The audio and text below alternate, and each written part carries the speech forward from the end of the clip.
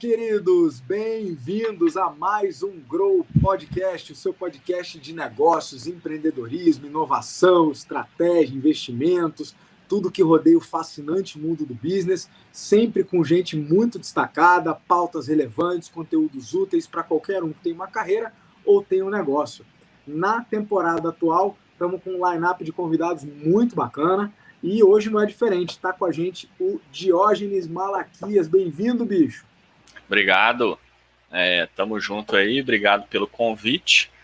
Vamos bater um papo aqui, né, sobre sociedade, tentar dar uma dica pela galera e tamo junto. Legal, legal. Pessoal, o Diógenes é um cara que a vida me apresentou recente, há pouco tempo atrás. 6 meses, mais ou menos.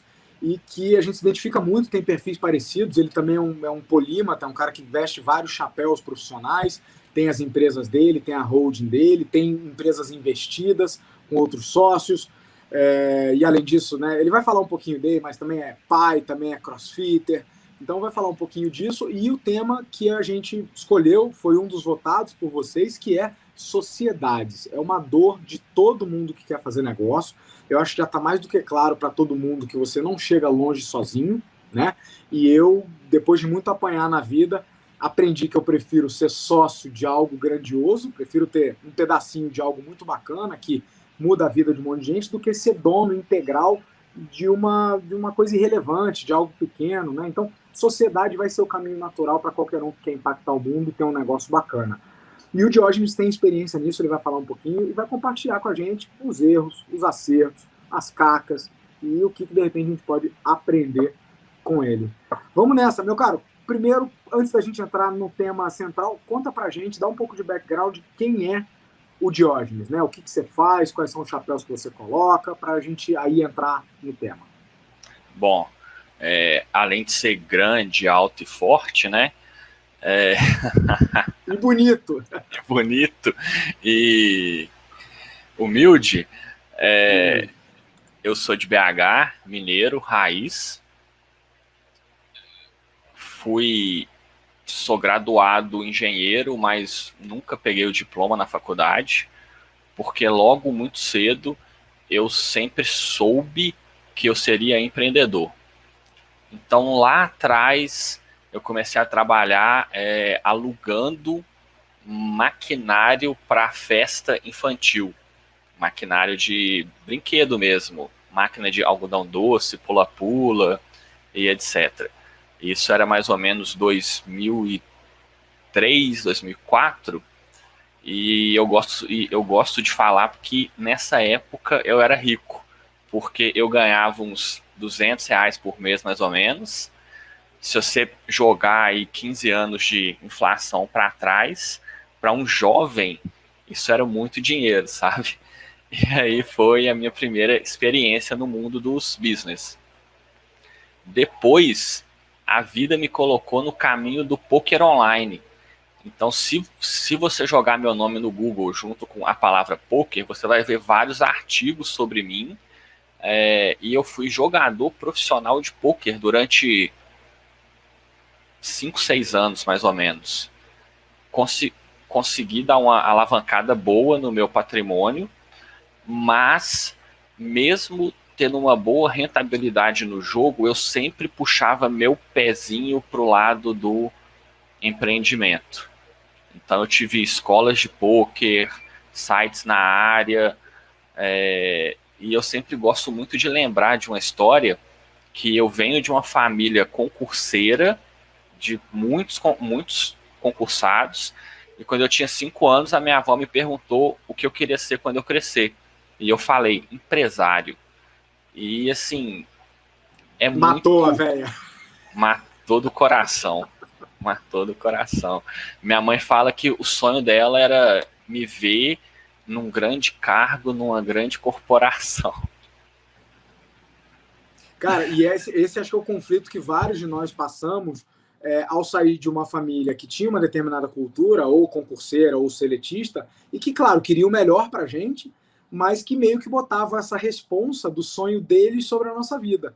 E em algum momento você precisou se libertar disso e falar, cara, eu vou ser empresário, né? Como é que foi essa transição aí? Então, eu nunca dei muita importância para a opinião dos outros. Eu sou bem pouco afetado pelo externo. Eu tenho alguns reflexos bons nisso.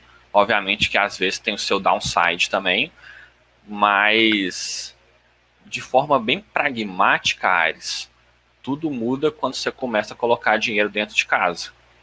Quando você começa a mostrar resultado. Boa.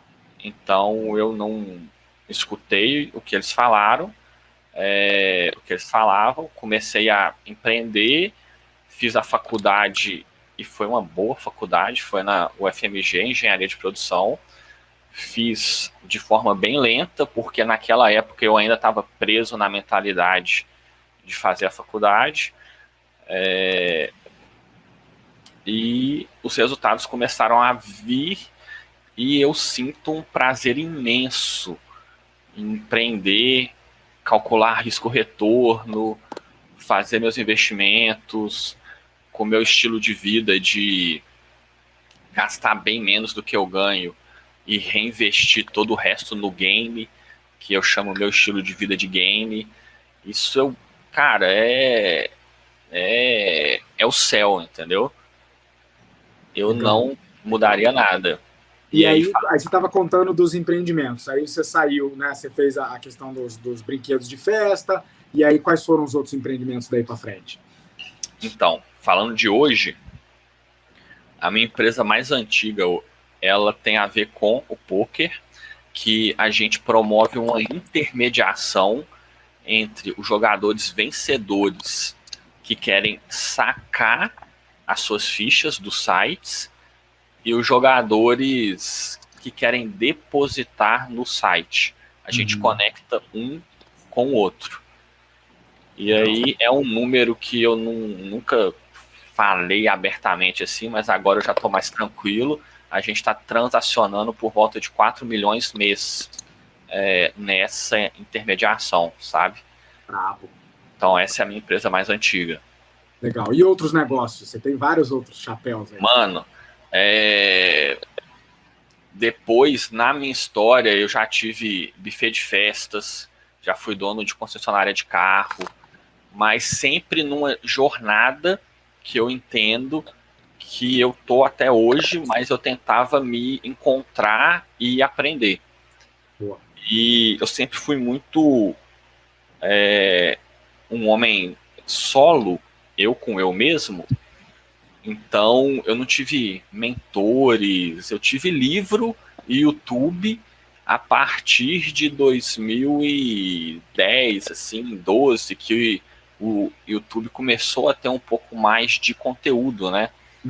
E agora, recentemente, que a gente se conheceu, conhecemos outras pessoas, que eu comecei a ter mais contato com empreendedores. E voltando à sua pergunta original das outras empresas, hoje eu considero que eu tenho 3 grupos de empresas. Esse do poker, que ele tem outros sites na área que ninguém sabe que são meus, mas eles têm muita sinergia entre eles. Isso eu acho bem importante, você ter negócios que têm sinergias. Eu tenho um grupo financeiro que nosso carro-chefe a gente encontra pessoas que pagam mais que o teto do INSS por ano. Existe um teto que você pode pagar. A gente avisa essa pessoa e a gente compra dela o direito de processo para entrar no INSS e pedir a grana de volta. E a gente também cessa o problema daqui para frente. Então esse é o carro-chefe e junto dele tem outros grandes sites. Eu considero que eu entendo muito de SEO, posicionamento de sites em Google. E por último, eu tenho um terceiro grupo financeiro que é capitaneado por uma venda de treino online e academia de CrossFit, que antes se chamava CrossFit BH, hoje se chama Strong Blocks Training. E a gente tem aí marca de roupa, junto, o treino online, a academia física e outros negocinhos mais. E, tangenciando tudo, eu tenho uma fábrica de software também. Porque eu tenho tanta demanda para a fabricação de software, por que não abrir uma? Claro, claro. É bem comum. Antigamente, há muito tempo atrás, as grandes empresas começaram a fazer esse movimento de terem sua software house interna, mesmo que o negócio principal fosse banco ou qualquer outra coisa, para reduzir a dependência externa, né? E, como você falou, é um negócio transversal. Tenho certeza que a tua software house atende a vertical de poker, atende a vertical da Strong Blocks, né, de CrossFit, atende... É uma necessidade, né? E aí você reduz a dependência. Que bacana, cara. Então, conta um pouco, com esse background aí, você é um cara experiente, que já deve ter errado e acertado um monte, e em cada um desses cenários você tem parceiros, né? Você tem sócios. Como é que... Vamos entrar de cabeça na pergunta principal. Sociedade, como escolher um bom sócio ou como avaliar um convite para ser sócio? Como é que isso funciona? Que lições você tem aí para dar para a gente? Sim. Eu já tive vários sócios, eu já aconselhei empresas que são sócias, eu já fiz uma sociedade ser diluída em 15 dias, porque eu entrei como conselheiro e vi que não ia dar certo, expliquei para eles o porquê, eles entenderam e o negócio foi desfeito. Então eu vou tentar explicar e vou dar exemplos do que eu já passei na vida. Primeiro ponto, fase de vida. Eu acho que os sócios têm que estar muito bem alinhados. Eles não têm que ter uma fase de vida igual. Mas tem que fazer sentido. Por exemplo, nessa sociedade que terminou em 15 dias, para o negócio era tudo, era o negócio da vida dele, e para o outro era uma grana extra para ele fazer uma viagem no final do ano. Só que eles estavam na mesma fase de vida, de construir patrimônio, construir empresa, não era algo um mentor e um empreendedor, ou um investidor anjo com smart money e o empreendedor. Não, eram dois iniciantes. E o meu conselho para eles foi: bom, vocês não têm fit de planejamento de longo prazo. Isso é algo bem tácito, sabe? Eu consigo ver um mentor ajudando um empreendedor iniciante, e eles vão ter fases de vidas bem diferentes, e isso vai ser bom. Agora, eu não consigo ver dois iniciantes, com um tá totalmente focado e o outro um pé aqui e outro lá. Tá. Vai dar pau no longo prazo, te garanto. Então, a primeira lição é avaliar momento de vida dos sócios e nível de prioridade que aquele projeto tem para cada um. Né? Porque se tiver se não tiver um match aí, isso vai dar ruim. Vai dar ruim. Legal. Vai dar ruim. Boa. O que mais? Ponto 2, que já aconteceu comigo também. E hoje eu sou, no meu grupo de empresas de fitness, a gente tem sócios na marca de roupa. E o pessoal, ele é mais iniciante também na questão de sociedade. E eu tive uma reunião com eles ontem, basicamente para alinhar todas as expectativas e fazer uma pré-lavação de roupa suja com todo mundo. Porque você começar tudo às claras, do zero, todos os pingos nos is colocados, é o melhor que você pode fazer para o médio e longo prazo. Mas conta mais, tinha uma treta aí que você precisou lavar roupa suja, é isso? Não tinha treta, mas poderia dar treta. Por quê? Porque eles não tinham combinados ou regras estabelecidas. E onde pode mais dar problema é deixar os termos em abertos. Obviamente que a gente não consegue cercear tudo. Então, isso eu vou entrar em outro ponto, mas o máximo que a gente conseguir cercear do papel de cada um, da porcentagem de cada um, da carga horária de cada um, da importância de cada um no trabalho e deixar tudo combinadinho ao máximo, menos a gente tem problema no futuro. Boa. E dependendo da maturidade da pessoa, você pode até dar um hard stop ali e falar, não vai dar certo. Boa, boa. Então, a segunda grande lição é, vai começar um projeto em sociedade, faça um acordo de sócios, a gente chama isso de acordo de sócios, né? Onde vai alinhar as grandes questões, qual vai ser o meu papel, qual vai ser o seu, quanto que a gente vai se dedicar, cada um vai se dedicar para o projeto. Podem ser dedicações diferentes, não tem problema, tem gente que entra mais com dinheiro, tem gente que entra mais com tempo, mas tem que estar combinado e claro, né? Tem que estar combinado e aí claro. Colocar isso no papel e discutir. E caso na discussão já não dê boa, já para ali, né? Já encontra ali um ponto de, então não vamos para frente. Legal. Exatamente. Eu tive um grande problema ano passado em relação ao aspecto societário de um negócio bem grande, não vou exagerar não, apesar que é relativo. Que tudo começou porque em 2014 a gente não colocou todas as regras. E lá para 2017 foram surgindo atritos que o bom senso e a conversa teve que prevalecer demais. E aí eu vou entrar no terceiro ponto. Manda lá. Os sócios precisam querer o que é bom para todo mundo e não olhar só o lado dele.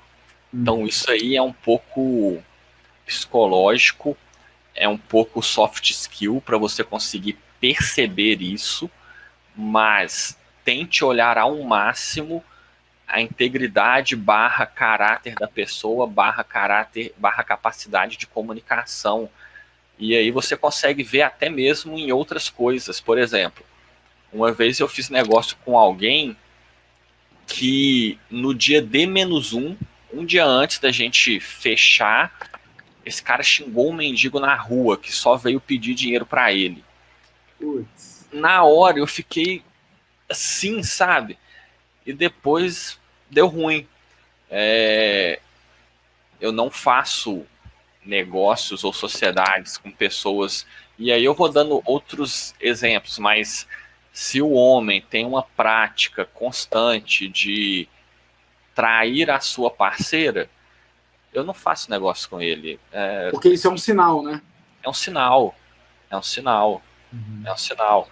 Se a pessoa ela é egocentrista demais, foca demais só nela, o que vai acontecer?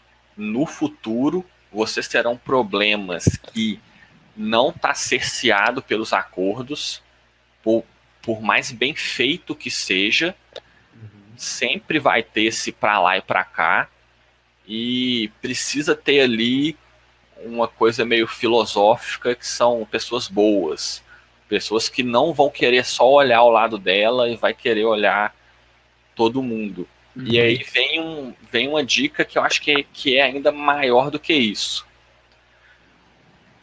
O maior picareta, se ele for inteligente, ele olha o que é bom para todo mundo. Porque a longo prazo ele consegue extrair mais daí. Ele ganha mais, né? Ele ganha mais. No caso, não é o picareta, é o egoísta, né? O cara que tá olhando o retorno dele, né? Entendi. Faz sentido. Se ele for inteligente, ele vai jogar o longo prazo para ganhar mais. Mas normalmente quem é egoísta tem uma visão meio estreita e meio imediatista, né? Do meu versus o outro, né? Sim. Boa. Boa, cara, só dica boa. Deixa eu aproveitar que a gente está fazendo consultoria gratuita com quem tem experiência. Eu vou jogar uma dor aí que eu tive e você me diz se, enfim, você já teve experiência nisso. Já tive um monte de sociedade, já quebrei empresa, já tive empresa de tudo que é tipo. E uma vez, achando que estava usando as melhores práticas, fizemos um acordo de sócio que ia fazer o que a gente não lembrou de colocar, os critérios de saída, cara. E aí a gente precisou dissolver essa empresa e foi assim, foi uma briga e acabei perdendo, inclusive, a amizade da pessoa. Assim, abalou um pouquinho, porque a gente não combinou as regras de desfazer. E aí depois que isso aconteceu, ficou tão óbvio que, como qualquer relação, você tem que prever e se der errado, né? Como que a gente sai? Quem fica? Quem tem direito de comprar, de vender? Você já passou por algum enrosco assim parecido? Alguma lição? Eu já acompanhei algum enrosco bem grande quanto a isso e já passei também. O que eu acompanhei eram X sócios, não vou falar o número, e um deles estava trabalhando não contra a empresa, mas estava usando recurso da empresa para um negócio próprio. Caramba. E aí todos os outros sócios falaram, não, vamos executar o contrato, ele tem menos de 20%, vamos excluir ele por justa causa.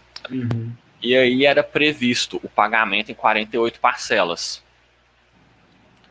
Era um cálculo de valuation já pré-estabelecido e um pagamento de 48 parcelas. E foi justo.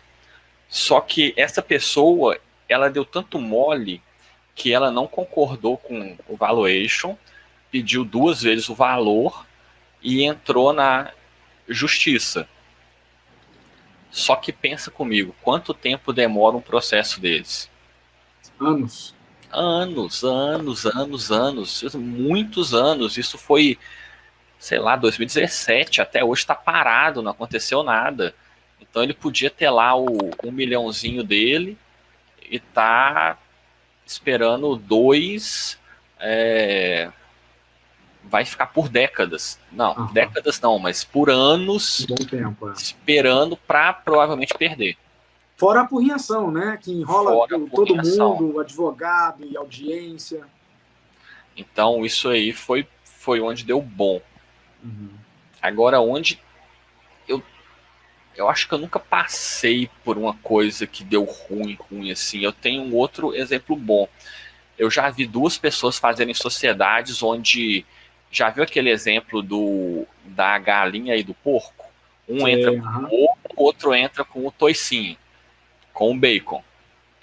E o cara que estava entrando com o ovo, ele propôs assim, cara, se der errado o negócio, eu continuo te pagando seu salário por mais 1 ano para você conseguir,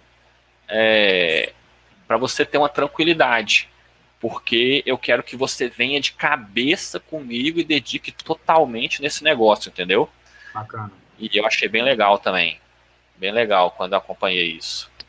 Então, porque é uma maneira que você tem de dar tranquilidade para a pessoa focar toda a atenção dela naquilo ali, garantindo que o básico dela, que é a base da pirâmide de Maslow lá, está garantida, né? Ela tem a comida do filho, o teto, e pode dedicar todos os seus recursos intelectuais para fazer o negócio decolar. Isso é bacana. O difícil é quando a empresa está começando e ela não tem caixa para isso, né? Para dar esse tipo de segurança. E aí, esse é um aperto, cara. Muita gente me procura e me pergunta sobre sociedade de negócios que estão iniciando, né? É diferente de uma empresa que já existe, como, por exemplo, a gente, algumas semanas atrás, estava numa reunião junto de uma empresa que já existe que te convidou e me convidou para entrar de sócio. Isso é uma situação. Mas muitos empreendedores que acompanham aqui esse podcast estão começando uma operação e estão naquela, pô, será que eu contrato um cara de tech, um desenvolvedor? Será que eu dou sociedade para ele? Qual o bom critério para avaliar se alguém deve ser sócio ou não? Quando que eu uso vesting, quando que eu não uso? Você tem dicas para quem está começando uma operação e tem essas dores de sociedade, montagem de time? Eu tenho dicas. Em relação à tech, eu acho porque hoje é muito comum, né? A maioria dos negócios precisam de um braço forte de tecnologia. E como o mercado está muito difícil, é caro achar bons desenvolvedores e mais caro ainda tê-los, vamos dizer, dedicados ao seu projeto, uma das saídas é oferecer uma sociedade, mas ela também não é uma saída perfeita, também tem seus contras. Então eu queria explorar um pouco isso na tua experiência. Nunca vai ser um mundo perfeito, né? Desde a minha vida de empreendedor, eu tive várias decepções com prestadores de serviços tech. Várias. Mais de 5 anos pagando o projeto e não entregando, dependendo de sistema ficar pronto, enrolando. E eu só fui ter tranquilidade em 2015, quando eu abri a fábrica de software. Então, eu acredito que empresa tech sem um sócio desenvolvedor head, ela tá muito frágil. Muito frágil. Muito frágil, e eu preferiria muito ter esse sócio tech, e aí precisa se alinhar bem os termos. Normalmente esse sócio vai ganhar menos do que ele ganha no mercado, com a proposta de ter um ótimo retorno se a empresa vingar. Uhum. Então, para mim, isso é o ideal, sabe? Mas... Então, é como se ele tivesse abrindo mão de um pouquinho a mais que ele poderia estar ganhando em outros projetos, mas ele está recebendo, o compensation dele não é só o salário, é o pedaço da empresa que tende a valorizar. E aí Exatamente. Ele ganha, né, o salário, que normalmente é só para ele manter os custos de vida, mas o grande ganho dele estaria na aposta da empresa crescer, certo? Na fatiazinha da pizza dele. Sim, exatamente. Esse salário começa como o básico, o mínimo possível. Se fosse aqui em BH, seria algo como R$4.000 por mês, para uma pessoa que vale 15, 20 no mercado. Uhum. E com o desenvolvimento da empresa, o salário do gestor de tech vai aumentando até chegar ali num patamar que vai bater com o mercado, que seria mais ou menos no terceiro estágio de vida da empresa, terceiro para o quarto. Mas a gente não vai falar de estágios de vida de empresa agora, né? Mas é muito difícil achar esse sócio tech. Não é porque você precisa de um sócio tech que você vai sair correndo atrás e pegar o primeiro. Sociedade, Aires, é pior do que casamento, porque é uma relação de casamento que tem que dar dinheiro. Visto isso, quando eu precisei achar um sócio tech, eu fiquei 2 anos procurando, mais ou menos. E aí eu encontrei em 2015, e a gente está casado até hoje, né? Boa. Agora, eu queria explorar um ponto aí que eu acho que tem uma lição. Você falou o seguinte, você falou, cara, no caso de um negócio tech, né, de uma startup baseada em tecnologia, não ter um sócio tech é muito esquisito. A empresa fica fragilizada, fica exposta, fica com o bumbum na janela, como a gente chama, né? Porque ele fica dependente de qualquer prestador, sendo que é um skill base para o negócio. Então, talvez a lição que a gente extrai daí é o conjunto de sócios, não individualmente, mas no conjunto, eles têm que ter os skills base que aquele tipo de negócio pede. Então vamos sair de tech, vamos falar de crossfit, ou de academia, etc e tal. Me parece quase que fundamental que alguém dentro dos sócios seja desse ramo, tenha experiência, já tenha, né, comido grama, né, nesse ramo. Eu acharia muito esquisito, por exemplo, eu sou investidor também, você sabe. Quando chega para mim uma empresa pedindo investimento e eu vejo que no board de sócios não tem os skills que o negócio pede, significa que eles vão estar fragilizados, como o caso que a gente falou da Tech. Dá para tomar isso como lição? É isso? Ou seja, tem que olhar o conjunto de skills dos sócios? Concordo plenamente. Sociedade, ela parte do preceito que 1 mais 1 é 3, ou 1 mais 1 mais 1 é 5, 6, talvez, mas esse 3 ou esse 5, 6 que resulta precisa cobrir as necessidades do negócio. Começar uma sociedade já precisando contratar um profissional para o core do negócio não faz o menor sentido. Vai deixar o negócio numa situação complicada, né? Além de normalmente ser caro. Fora a curva, né, cara? Fora a curva de aprendizado. Eu fico imaginando assim, se você me convida para entrar de sócio no negócio de CrossFit, a minha curva de aprendizado nisso aí vai ser muito maior e mais lenta do que alguém que já respira, já conhece. Agora, vamos falar do caso contrário? Volta e meia a gente pega empreendedor, sonhador, que fala, não, eu manjo tudo de academia, já estou há 10 anos nesse ramo, eu sozinho consigo decolar minha academia. E aí a gente tem que dar o recado contrário, falando, olha, você manja do segmento, mas você, por exemplo, não manja de gestão, nunca teve um negócio, nunca contratou, nunca pegou investimento, nunca pegou empréstimo, né? Então, me parece que assim, é necessário ter o skill do segmento do negócio, mas só ele não garante. Você vê assim também? Concordo plenamente. E é uma questão um pouco de física, né? É impossível nas 24 horas do dia você exercer todas as funções que um negócio desse precisa. Uhum. Então você precisa da pessoa que vai montar o treino, que vai acompanhar a satisfação do aluno, que vai cuidar do marketing, que vai cuidar de aumentar a porcentagem de renovação, que isso é bem importante, que vai cuidar do comercial, que vai cuidar do financeiro. Você vai, um sócio dá conta de absorver bem, estourando 3 funções dessa. Não muito mais que isso. Isso se tiver os skills, porque é muito comum que se você é especializado... É muito comum que se você for especializado numa área, provavelmente você também não é expert em outra. Então, você pegar um coach de crossfit ou um profissional de educação física que, além de tudo, seja expert em marketing, é muito raro. Então, é saudável que ele tenha esse skill complementado por alguém, né? Tem. Uhum. Joia. E tudo tem que ser muito bem alinhado. Por exemplo, o que eu já vi acontecer? Sócios em academia de crossfit que os que eram da área focaram muito mais em ganhar dinheiro como personal trainer, aproveitando o status, do que desenvolver o negócio. Uhum. Olha a treta que isso desenvolve a médio e longo prazo. Isso é o começo do fim.